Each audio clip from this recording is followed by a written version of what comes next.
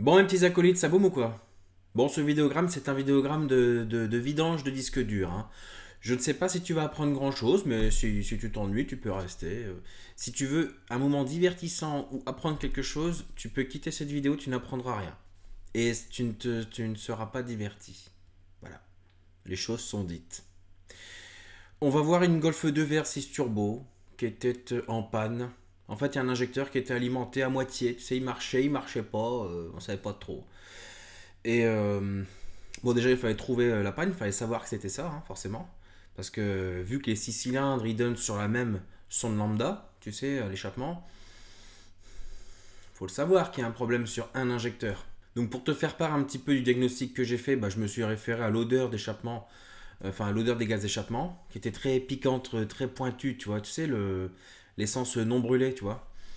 Et ça, c'est le signe d'un manque de pression, tu vois. Soit d'un manque de pression, soit un injecteur qui pisse du carburant au lieu de faire un joli brouillard, tu vois. Parce qu'en fait, le carburant, ça brûle que quand il est bien mélangé à l'air, c'est-à-dire quand il fait un brouillard, tu vois. Alors que s'il goûte, la goutte, elle va pas se mélanger, hein. La goutte, elle va être aspirée comme ça, elle va racler les bords du cylindre, ça ne brûlera pas, ça brûlera très mal. Du coup, ce qui va sortir dans l'échappement, ça va être un truc non brûlé dégueulasse. Et puis voilà. Donc sache que si un jour, sur ta bagnole, il y a des ratés de combustion, tu vois, une surconsommation aussi, bah c'est forcément dû à un manque de pression de carburant. Alors soit un filtre à essence qui est bouché, soit une pompe à carburant qui ne délivre plus une pression suffisante, soit un régulateur de pression qui pose problème, lequel on ne sait pas trop, ou un injecteur qui est un peu bloqué dégueulasse, voilà, un truc dans ce genre. Tu noteras que c'est un peu paradoxal quand même parce que tu te dis j'ai pas assez de pression donc je devrais pas avoir assez de carburant et en fait la sonde lambda te dit je tourne trop riche, ce qui pourrait donner l'impression qu'il y a trop de carburant, tu vois, alors qu'en fait c'est pas le cas. C'est pour ça que la mécanique auto c'est un peu compliqué à comprendre quand tu débutes. Il y a des choses qui tombent pas sous le bon sens, tu vois. Bref, bon bah je te laisse regarder si t'es encore là, hein. À toutes. Nous sommes ici même dans la Purple Beach, celle-ci. Oui, oui, tu ne rêves pas. Il s'agit d'une VR6. Le moteur se trouve en ce moment dans mon garage. D'ailleurs, la vidéo est entièrement tournée. Il faut la mettre en ligne. J'ai dit en septembre tout ce qui s'est passé au mois d'août, etc. Des vieux trucs, enfin des vieux. J'ai pas fait de montage en fait, si tu préfères, voilà. Mais j'ai filmé encore pas mal de petites choses. Donc je disais, le moteur VR6 12 soupapes de cette voiture se trouve dans mon garage pour un rebuild complet. Et du coup, vu que la boîte de vitesse de la Golf 2 elle a pété, et ben il me fallait une voiture, tu vois, vu que toutes les autres elles sont un petit peu en chou-fleur. En chou-fleur, il manque toujours un truc, tu sais, ça c'est père coupable, hein, comme d'habitude. Du coup, la Golf 4 Cabriolet, dont vous n'entendrez jamais parler parce qu'elle est déjà meulée, qui était une TDI 110 chevaux, j'ai récupéré la mécanique pour le mettre dans cette Golf là. Et comme tu peux le voir, le tableau de bord, il vient justement de cette Golf 4 Cap. Avec le compteur, avec le volant, qui est pas droit mais on s'en branle. Du coup là je suis en train de circuler avec une mécanique de Golf 4 TDI Cabriolet. Dans un châssis VR6 dont le moteur se trouve dans mon garage. Je pense qu'il n'y a que chez moi que tu peux voir un truc pareil, hein. Ouais. Alors où est-ce qu'on va? Là on va voir un copain qui a une Golf 2 Swap VR6 Upgrade Turbo. Voilà. Turbo GT35. Avec gros injecteurs et tout. Swap pleinement fonctionnel. Cette Golf 2 a la particularité d'avoir un kit carrosserie mais de feu. Je crois que c'est le kit Rieger. Donc on y va, il y a un petit peu de route pour y aller, mais bon. En diesel on est bien, hein. Il marche bien le 110 ou pas là? Voilà, 130. Allez. Régulateur et tout, hein. C'est bidon ces voitures là, c'est ça que j'aime bien. Comment vous osez m'envoyer des messages en me disant que vous n'arrivez pas à brancher un faisceau de VR6 ou de machin. Et putain, quand ça vient d'une Golf 3 ou... Mais c'est plug and play quoi, merde. Regarde, oh, le régulateur il fonctionne. Regarde, j'accélère mon régulateur là. Hop.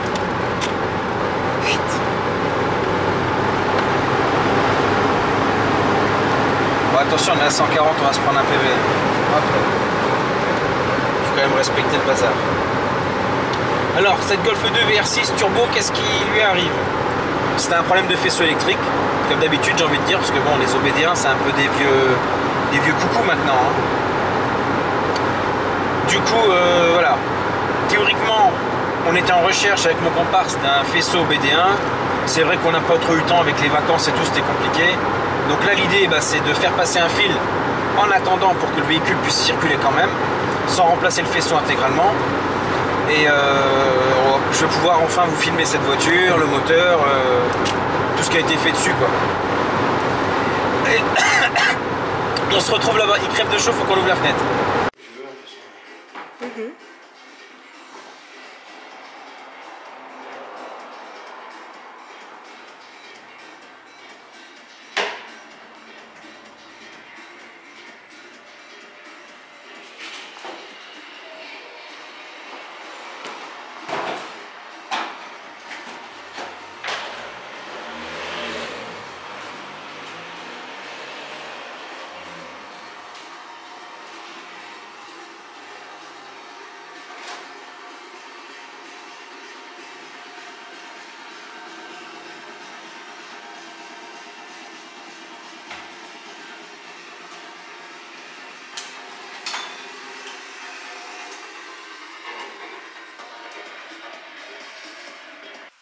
Alors,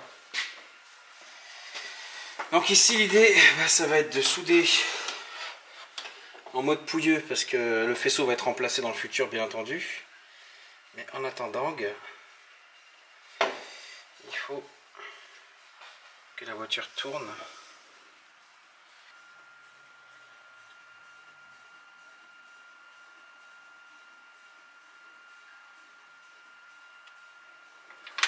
Là, je suis en train de faire du Noroto en fait. Tu sais, Noroto, quand ils installent des alarmes, ils font exactement ce que je suis en train de faire.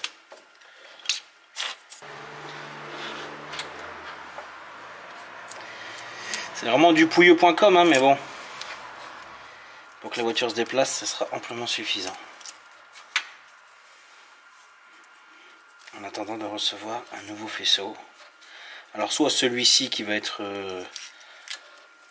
rénové, soit un nouveau. Alors ces injecteurs, vise un peu. Alors je sais pas où est-ce qu'il y a une référence, si on peut en voir une quelque part. Ici il y a tout un bordel de tuyaux parce que tu as un régulateur de pression ici réglable.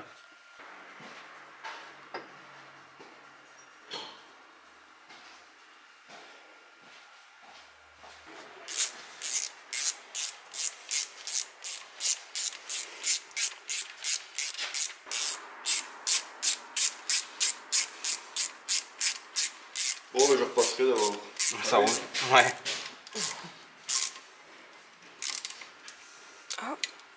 Bon, alors évidemment, il convient de mettre de l'adhésif tissé, hein, qui reste à la maison, mais je l'ai pas pris parce que j'étais pas en mode réfection de faisceau.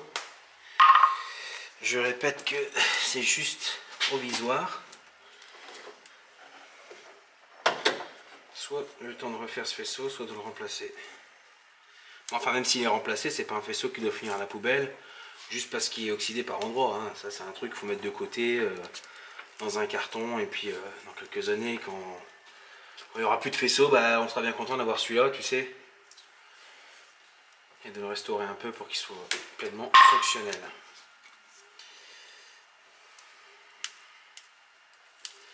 Est-ce que tu sais voir si c'est un papillon de litre 8 ou de litre 9? Alors, c'est une pipe de litre 8 en plus, et le papillon. Attention. Papillon de litre 8 aussi, tu as toujours la bosse ici. Sachant que ce montage a été testé sur banc. Bon, il n'y a pas de feuille de banc, hein, tu sais. Donc les valeurs, ça peut être réel, ça peut être exagéré. Mais selon l'ancien propriétaire, ce moteur développait 4 chevaux. Ça me semble un peu excessif. Malgré que le GT35 est tout à fait en mesure de permettre cette puissance. De permettre de développer, de faire développer plutôt cette puissance. Ça fait un peu charclos là, hein. J'aime pas trop ce que je fais. Mais bon. Ah. Alors, tu vois bien?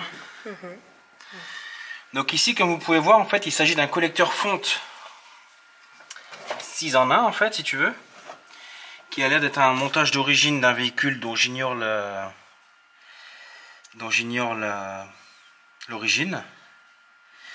Et en fait, ça, ce que tu vois contre la culasse, c'est tout simplement les demi-collecteurs VR6 qui ont été découpés à ras. Et ensuite est venu s'adapter ce collecteur fonte dessus avec les soudures. D'accord? Et en fait, le turbo, bah, finalement, il est à l'envers. Il est vers le bas. Donc on est vraiment au-dessus du cardan passager, donc de la transmission. C'est assez... ouais. En fait, le turbo est complètement caché, quoi. À la différence des montages où les gens veulent absolument le montrer, bah, celui-là, il est complètement planqué. Assez particulier, original.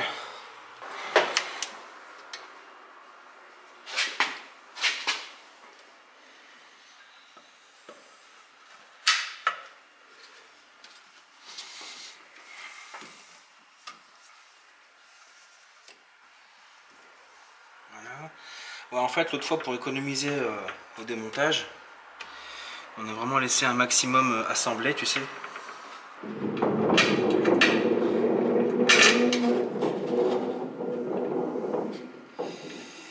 Et ouais, c'est tout le luxe d'avoir des voisins du dessus, ça.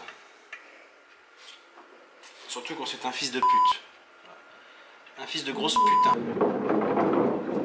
Il s'amuse, le gars.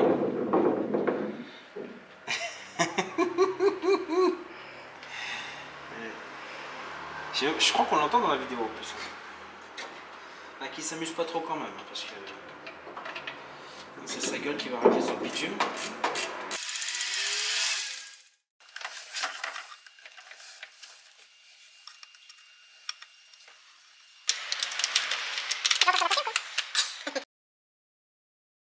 Ouais, alors tu me disais, donc ce truc là qui ressemble à un cylindre de moto, tu sais.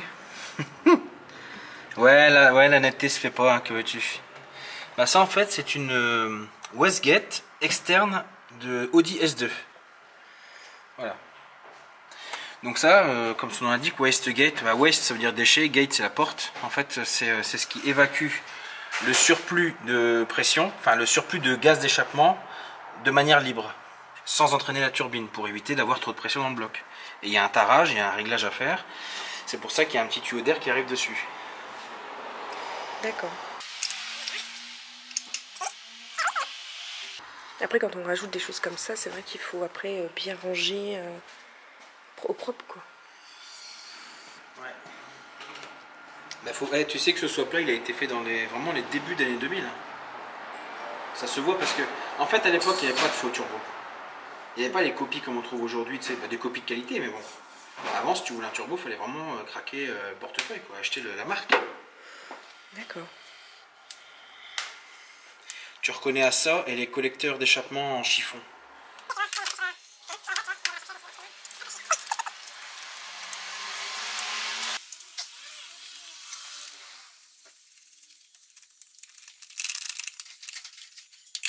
Donc là, le fil, on l'a fait passer sur le... Enfin, comme ça, comme je t'ai dit, hein.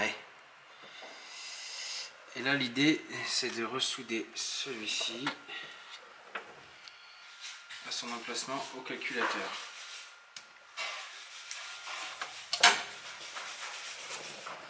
Regarde comment c'était oxydé en fait. Je sais pas si tu vas voir avec la netteté de mes couilles. Tu vois, c'est plus tout à fait couleur cuivre en fait.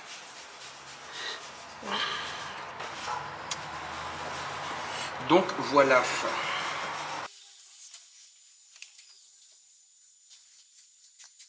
J'aurais du mal à prendre quand même. Hein. On sent l'oxydation quoi. Attention, on recule un petit peu. Alors ici, on est tout bon. Bien sûr, il faut couper ce fil-là. Parce que quand bien même par principe de court-circuit, le courant va passer par le fil où la résistance est moindre, vaut mieux annuler cette résistance élevée et éviter les problèmes. Les montages sont assez anciens. Du coup, à mettre bien comme il faut, c'est pas évident.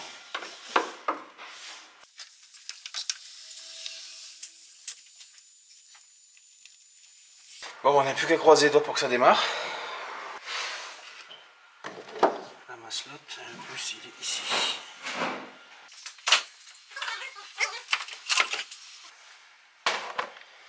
Alors. Oh, 12,50 c'est suffisant. Hein.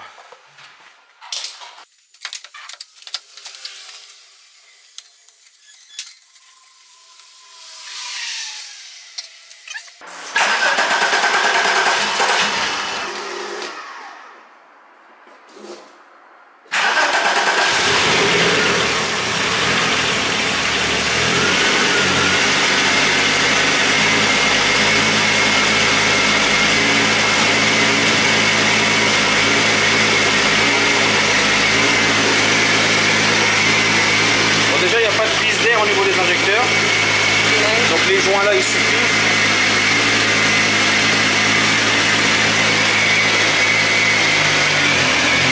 Elle tourne mieux qu'avant ou pas? Elle tourne mieux qu'avant?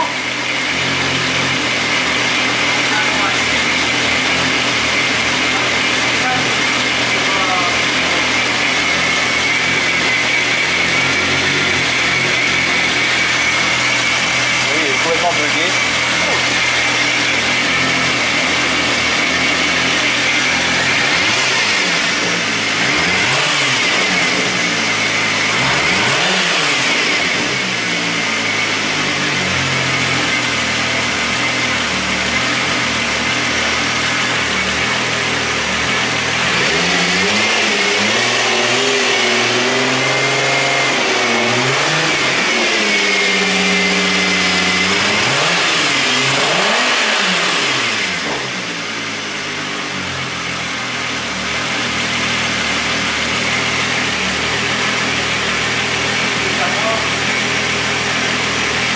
Elle est libre la ligne.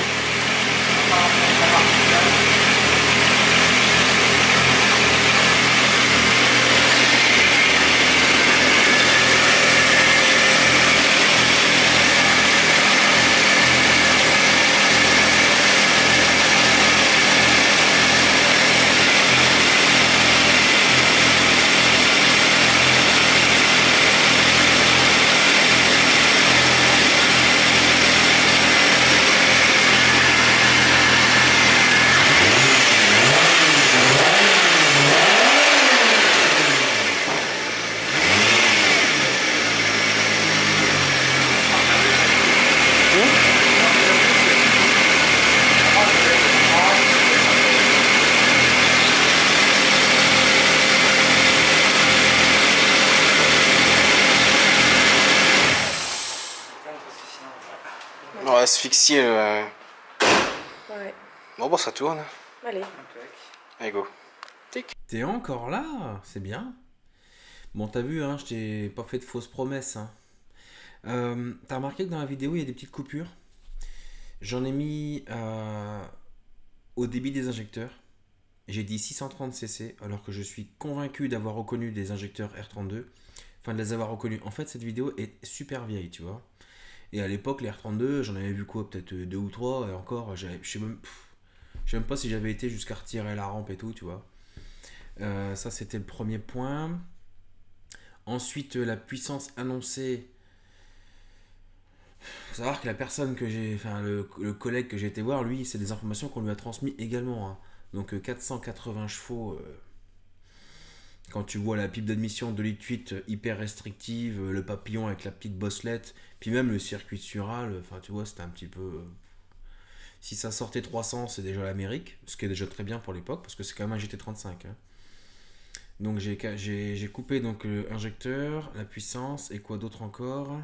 En fait, si tu veux, tu dois te demander pourquoi j'ai été filmer ça. Au départ, ce qui était entre guillemets convenu, c'est que je parte. En fait, quand je suis parti voir mon comparse avec sa bagnole, j'ai pris les plaques d'immatriculation de ma Golf à moi française, à mon nom, assuré, tout le bazar. Et il était prévu qu'on allait faire un tour avec, tu vois. Qu'on filme un peu les axles, putain de merde. Sauf que. Non. Ça le faisait vraiment pas, tu vois. Lui, au début, il était chaud de l'idée, mais ensuite, il s'est dit, ouais, t'imagines, on se fait contrôler et tout. Bah, déjà, la bagnole, sur la route, on ne voit que ça. T'as vu la gueule qu'elle a, s'il te plaît, elle est gonflée de partout. Donc, pour peu qu'on se fasse contrôler, qu'on tombe sur des flics qui ouvrent le capot. Alors, VR6, déjà, t'es mort. Turbo, machin. Enfin, le turbo, il aurait peut-être pas percuté, mais enfin, VR6, quoi. Les plaques, c'est pas les bonnes de la bagnole. Enfin, là, c'était garde à vue, voiture à la ferraille, je sais pas quoi. Donc, bien évidemment qu'on s'est un petit peu refroidi. C'est pour ça que j'ai pris la caméra pour tout filmer, en fait. Enfin, voilà. Je suis désolé si je t'ai déçu. Mais en même temps, je suis pas si désolé que ça parce que je t'ai prévenu que tu n'apprendrais pas grand-chose et que tu ne serais pas diverti. Cependant, tu sais maintenant ce que c'est qu'une wastegate et à quoi ça sert. Wastegate et pas Westgate. Westgate, nique ta mère, la guêpe. Pour un con, quoi. Putain, la Westgate. Qui c'est qui m'a dit ça encore? J'ai dit, les gens, faut les étrangler. Des vidéos comme celle-ci, tu vas en voir quelques-unes débarquer. Je vide mes disques durs, c'est-à-dire que je vais supprimer moi du contenu définitivement parce que ça prend énormément de place. Je vais pas payer un cloud de je sais pas quoi, puis t'as vu, c'était pas un contenu exceptionnellement exceptionnel. Donc j'en fais une vidéo. Cette vidéo par contre, je vais la compresser et la conserver, elle prendra beaucoup moins de place que tous ces rushs extrêmement voraces en espace de stockage. Donc des vidéos comme ça, tu vas en voir plein surgir, on n'apprend pas forcément grand chose, mais c'est du contenu, tu vois. Je balance un petit peu de tout, c'est du remplissage, tu vois.